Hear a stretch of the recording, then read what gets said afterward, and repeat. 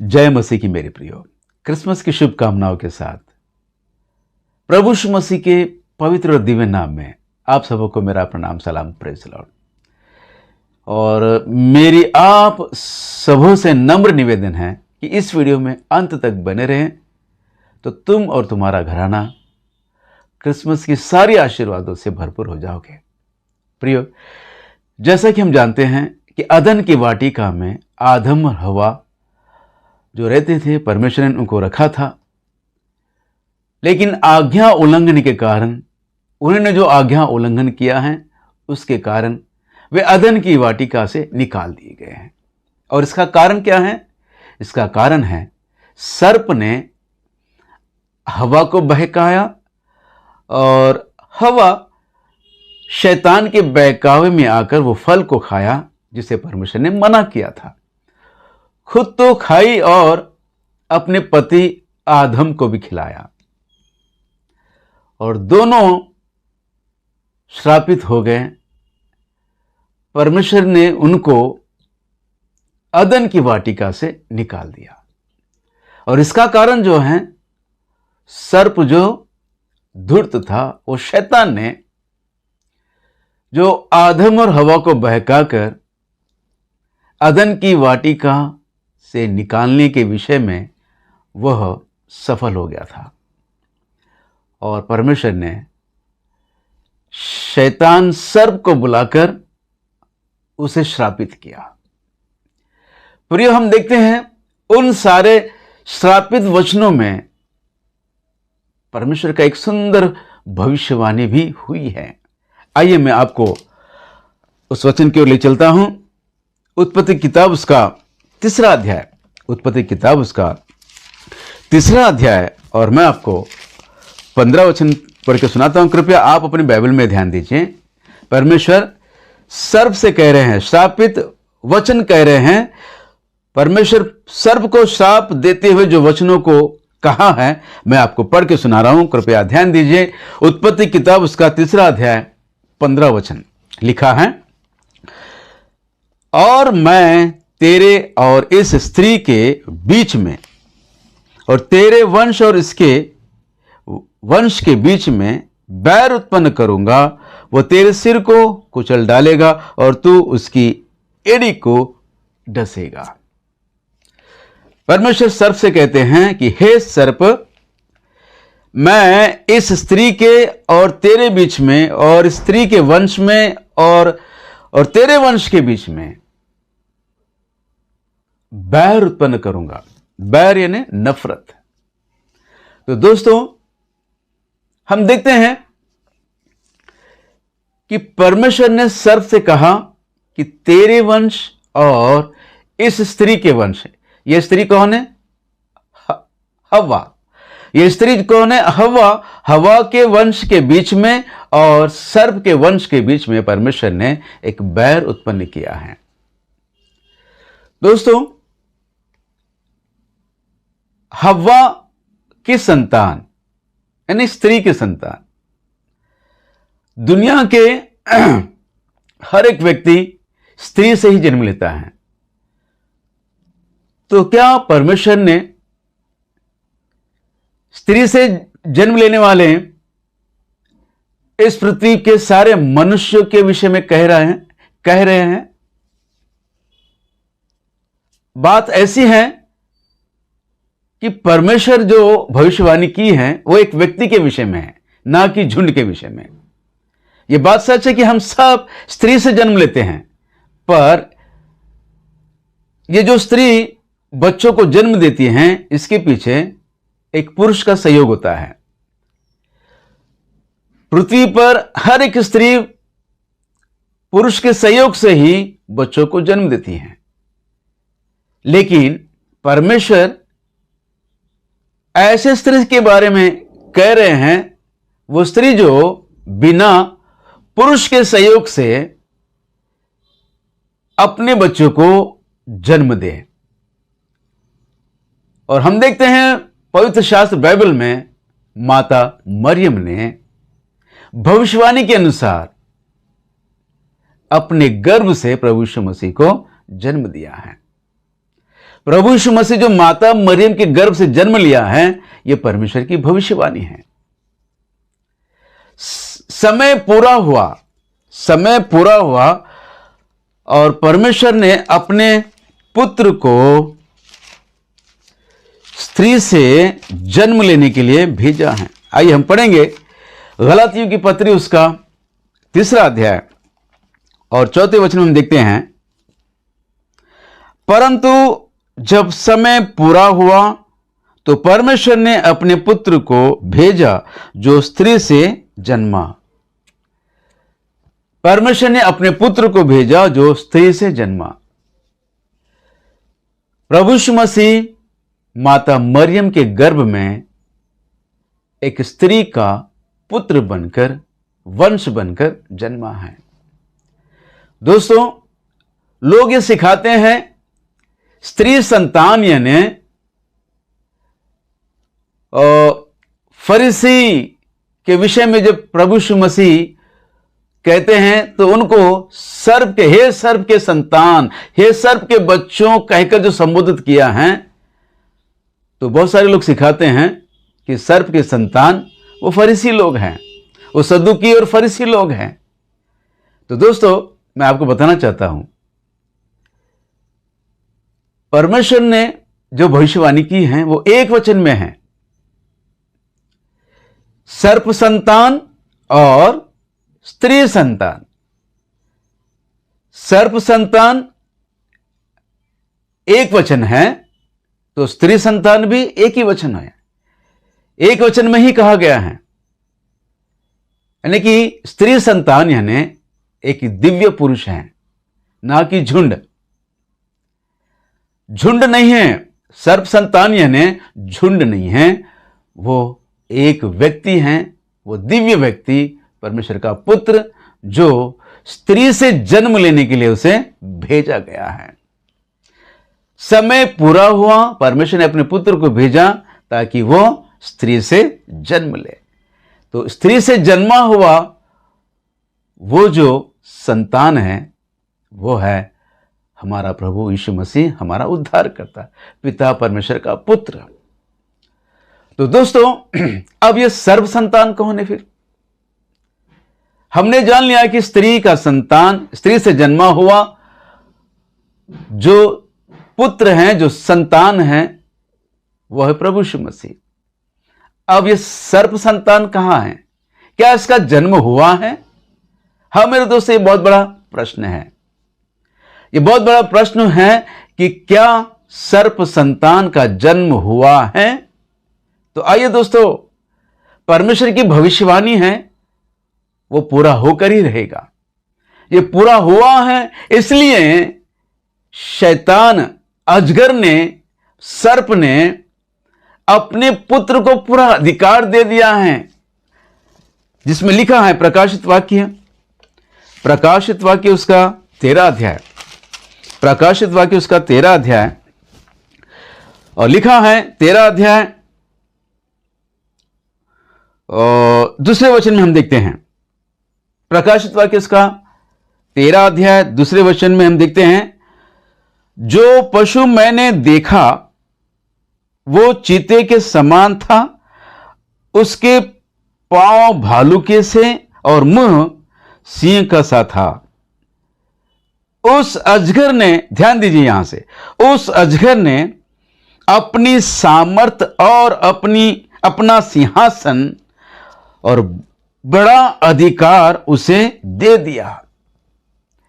किसको क्या दिया है? उस अजगर ने अपनी सामर्थ और अपनी सिंहासन का बड़ा अधिकार उसे दे दिया। ये उसे दे दिया, ये वो कौन है? तो वो उसका पुत्र है। हाँ मेरे दोस्तों, वो विनाश का पुत्र, सर्प का पुत्र। आइए हम पढ़ेंगे थिस्सलुनीकी की पत्री उसका दूसरी पत्री, और हम देखते हैं दूसरी पत्री 2 अध्याय 3 वचन में लिखा है, किसी रीति से किसी के धोखे में ना आना, क्योंकि वो दिन ना आएगा जब तक धर्म का त्याग ना हो ले और वो पाप का पुरुष अर्थात विनाश का पुत्र प्रकट ना हो। वो पाप का पुरुष, विनाश का पुत्र, विनाश करने वाला उस सर्प का पुत्र, एक पुत्र है। उस पुत्र को अजगर ने, शैतान ने अपना सारा अधिकार, सिंहासन का बड़ा अधिकार उसे सौंप दिया है। तो दोस्तों, इसका मतलब यह है, सर्प का भी, शैतान का भी अपना एक पुत्र है जिसको उसने अपना सारा अधिकार दे दिया है। लेकिन आज उसकी स्थिति क्या है? तो हम देखते हैं 17 वचन में, 17 वचन देखते हैं, 17 अध्याय में हम देखते हैं, प्रकाशित वाक्य उसका 17 अध्याय और 8वें वचन हम देखते हैं, जो पशु तूने देखा है वो पहले तो था पर अब नहीं है, और अथाह कुंड से निकलकर विनाश में पड़ेगा। दोस्तों, जो पशु तूने देखा है वो पहले था पर अब नहीं है, अब वो फिर निकाला जाएगा।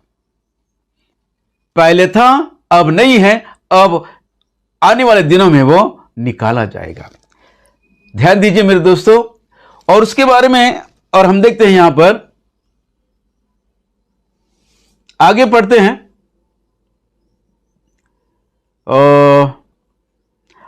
जो पशु तूने देखा वो पहले तो था पर अब नहीं है, और अथाह कुंड से निकलकर विनाश में पड़ेगा, और पृथ्वी के रहने वाले जिनके नाम जगत की उत्पत्ति के समय से जीवन की पुस्तक में लिखे नहीं गए, उस पशु की यह दशा देखकर कि पहले था और अब नहीं है और फिर आएगा, अचंभा करेगा। पहले था, अब नहीं है और आने वाले दिनों में आएगा, और उसके आश्चर्य कर्म को देखकर लोग अचंभित हो जाएंगे। लिखा है कि वो अचंभा करेगा, लोगों को आश्चर्यचकित में डाल देगा। दोस्तों ध्यान दीजिए, पहले जो ये था अब नहीं है, और कुछ दिनों के बाद वो निकाल दिया जाएगा, जो पृथ्वी पर आएगा। अतः कुंड में वो डाल दिया गया है। वो कौन है? शैतान का पुत्र। शैतान का पुत्र, वो अजगर ने अपने पुत्र को सारा अधिकार दे दिया है, अपने सिंहासन का अधिकार दे दिया है। तो प्रश्न ये उठता है कि इसका जन्म कब हुआ है?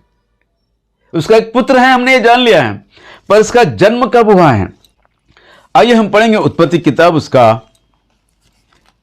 10वां अध्याय, उत्पत्ति किताब उसका 10वां अध्याय, और मैं आपको उसका 8वां वचन पढ़ के सुना रहा हूं। कृपया आप अपने बाइबल में ध्यान दीजिए। लिखा है, कूश के वंश में निम्रोद भी हुआ, पृथ्वी पर पहला वीर वही हुआ, वही यहोवा की दृष्टि में पराक्रमी, शिकार खेलने वाला ठहरा।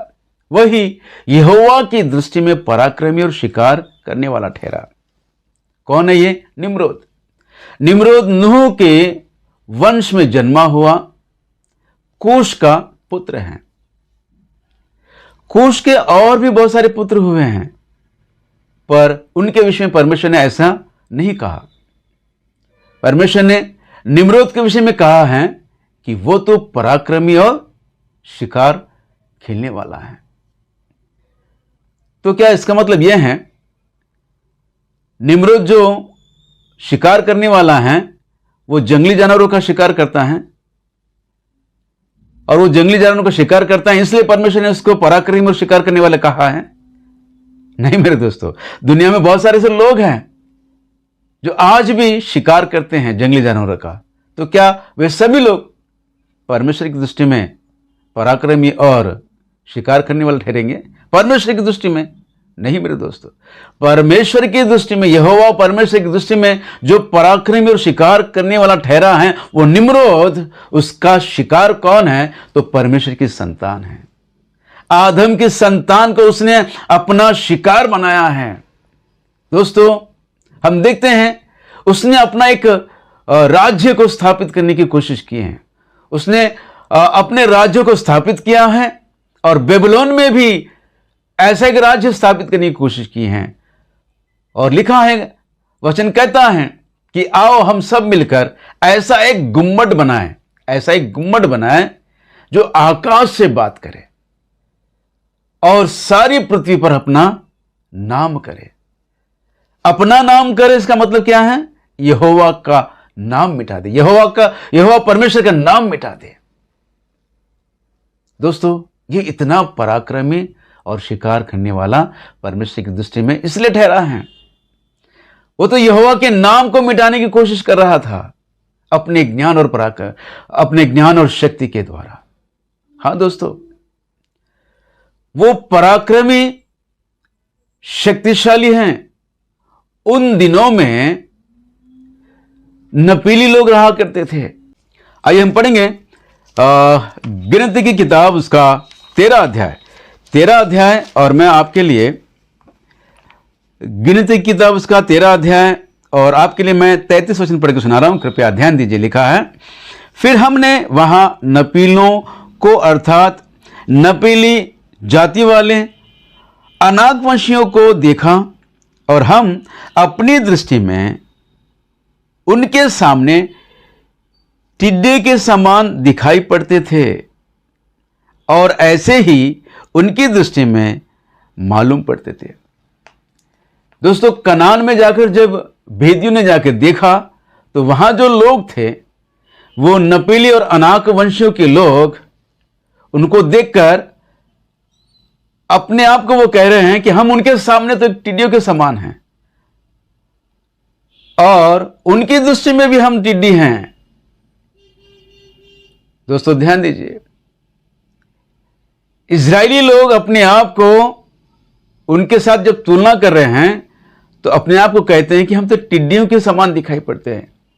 तो मतलब यह है, तो उनका कद इतना ऊंचा है कि वे पहाड़ जैसे लोग हैं। देवदार वृक्षों के समान उनकी ऊंचाई होती थी। हाँ मेरे दोस्तों, वचन में लिखा हुआ है। वचन कहता है कि उन दिनों में जो लोग रहते थे वे देवदार के वृक्षों के समान, कम से कम 5 माले की बिल्डिंग जो होती है ना, उतना ऊंचा कद उनका हुआ करता था। ऐसे भयंकर कद वालों के लोगों को निम्रोद ने अपने वश में कर लिया, उन पर अपना अधिकार चला रहा है। तो क्या यह साधारण व्यक्ति है? दोस्तों, शैतान का पुत्र है। ये शैतान का पुत्र है जो कूश की पत्नी को उपयोग करके अपने पुत्र को जन्म दिया है। वो है निम्रोद। हाँ मेरे दोस्तों, ये बात सच है। आप ये कैसे कह सकते हैं कि कूश के वंश में जो जन्मा है, वो जो निम्रोद है, वो शैतान का पुत्र है? तो मैं आपसे कहना चाहता हूं, प्रभु यीशु मसीह क्या माता मरियम और यूसुफ का पुत्र है? नहीं ना। मत्ती लूका में हम देखते हैं कि लोग कहते हैं ये तो यूसुफ का पुत्र है, इसकी माता मरियम है। यीशु को भी लोगों ने माता मरियम और यूसुफ का पुत्र कहते थे। तो क्या यीशु मसीह यूसुफ का पुत्र हैं?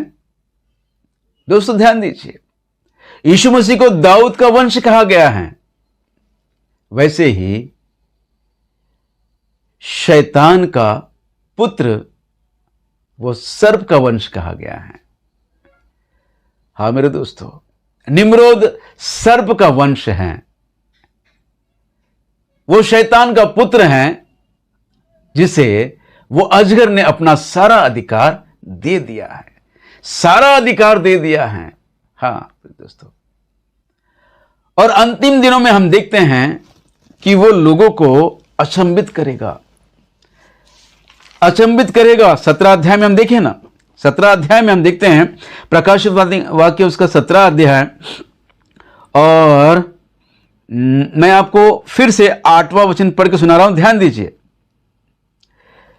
जो पशु तूने देखा है वो पहले तो था, अब नहीं है।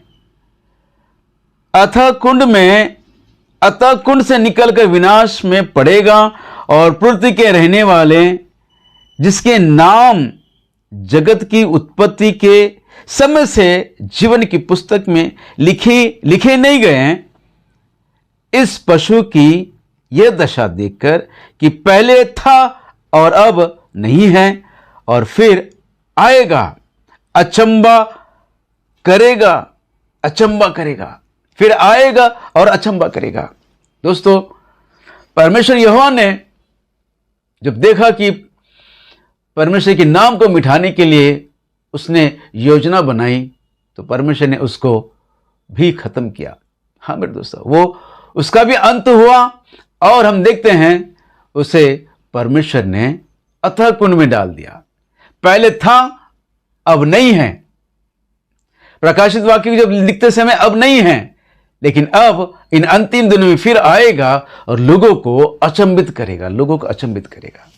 हाँ दोस्तों, वो कैसे? तो हम देखते हैं दोस्तों, अंतिम दिनों में 7 साल के महाक्लेश के उन दिनों में दानियल की वो भविष्यवाणी, दानियल की किताब उसका 9वां अध्याय 27 वचन में जो भविष्यवाणी है, लिखा है कि वो प्रधान आएगा, बहुतों के संग दृढ़ वाचा बांधेगा और 1 सप्ताह का समय लेकर वो राज्य करेगा, और आधे सप्ताह के बीतने पर उसका राज्य पूरा गिर जाएगा। आधे सप्ताह के बीतने पर अन्न बलि और मेल बलि बंद कर देगा।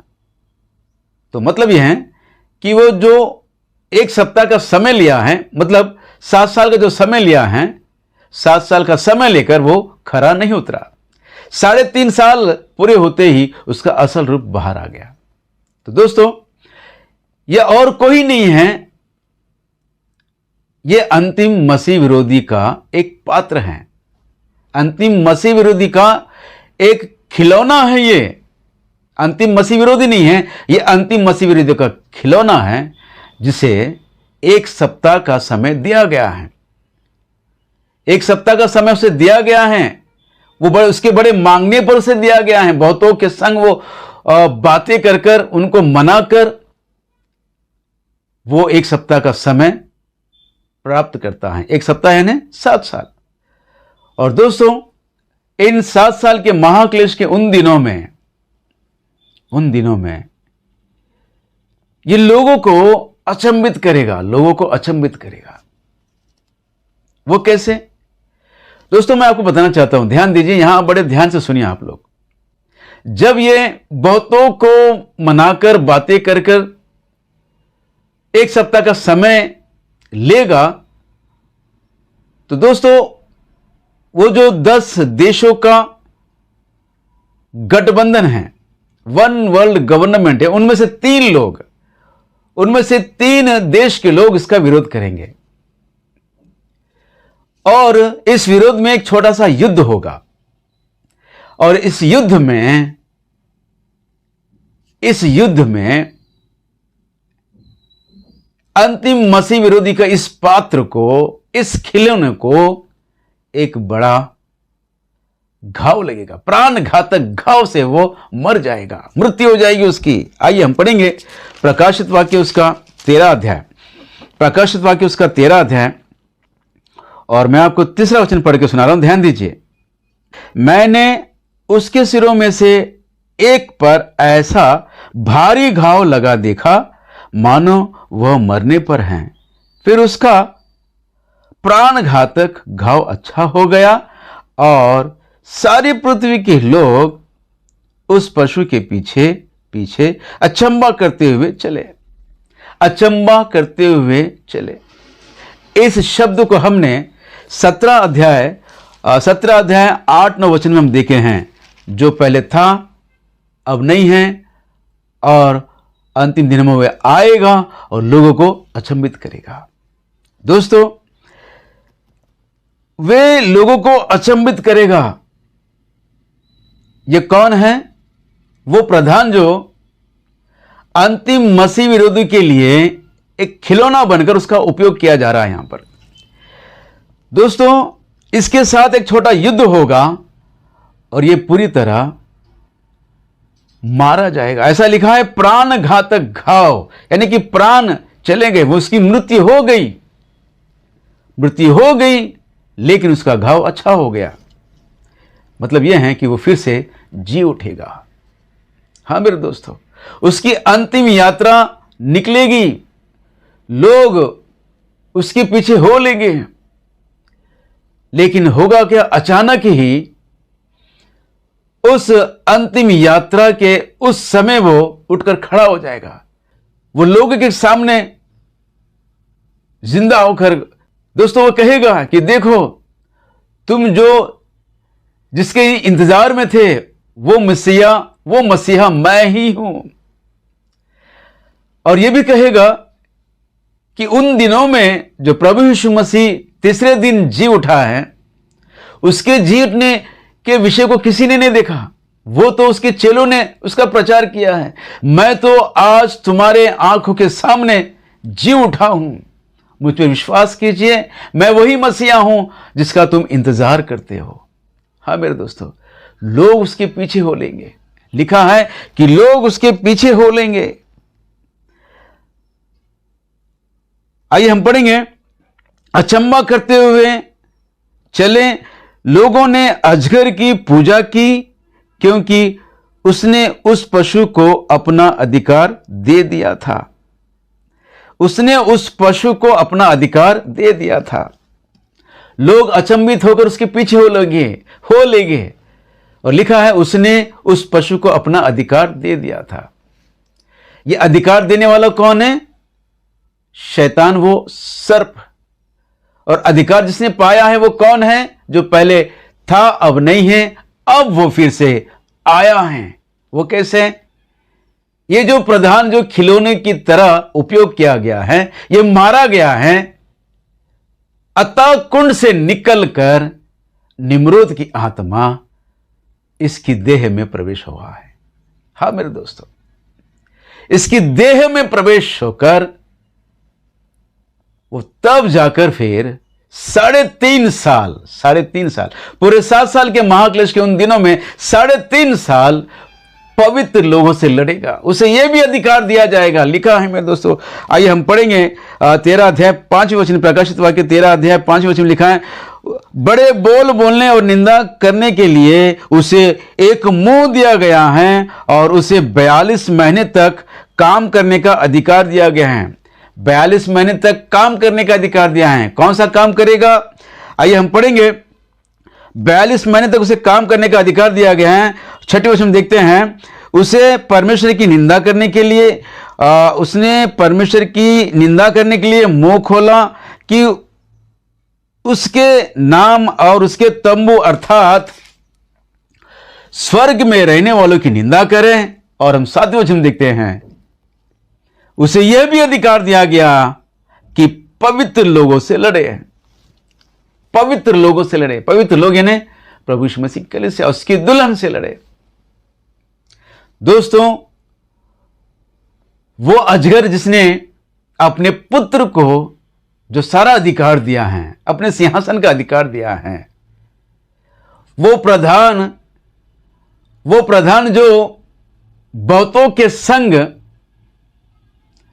वाचा बांधकर वन वर्ल्ड के गवर्नमेंट में जो अपना स्थान प्राप्त किया है, वो मारा गया है और वो फिर जी उठा है। उसके जी उठने के कारण निम्रोद की आत्मा जो उसके अंदर आई है, वो अंतिम मसीह विरोधी 7 साल के महाक्लेश के उन दिनों में पवित्र लोगों से लड़ेगा। पवित्र लोग यानी प्रभु यीशु मसीह, कलीसिया उसकी दुल्हन। तो इसका मतलब यह है कि मेरे दोस्तों, इसका मतलब यह है कि 7 साल के महाक्लेश के उन दिनों में प्रभु यीशु मसीह की दुल्हन को पृथ्वी पर रहना होगा और 3.5 साल उसे अंतिम मसीह विरोधी के साथ संघर्ष करना होगा। हाँ मेरे दोस्तों, अपने विश्वास में दृढ़ हो जाओ कि हमारे सामने आने वाले दिनों में एक महासंघर्ष है और उस महासंघर्ष में हमें जय प्राप्त करना है। उस महासंघर्ष में जो जय प्राप्त करेगा वही उसकी दुल्हन ठहराई जाएगी और वही उसके साथ उठा ली जाएगी। अंतिम तुहरी फूकी जाएगी और जो दुल्हन अंतिम मसीह विरोधी के साथ लड़कर जय प्राप्त करेगी वो दुल्हन उसके साथ उठा ली जाएगी। दोस्तों, आप सबको फिर एक बार क्रिसमस की शुभकामनाओं के साथ दोस्तों, मेरा नम्र निवेदन है कि इस वीडियो को औरों तक पहुंचाइए और परमेश्वर की सारी आशीषों से भरपूर हो जाइए। जय मसीह की। Praise the Lord.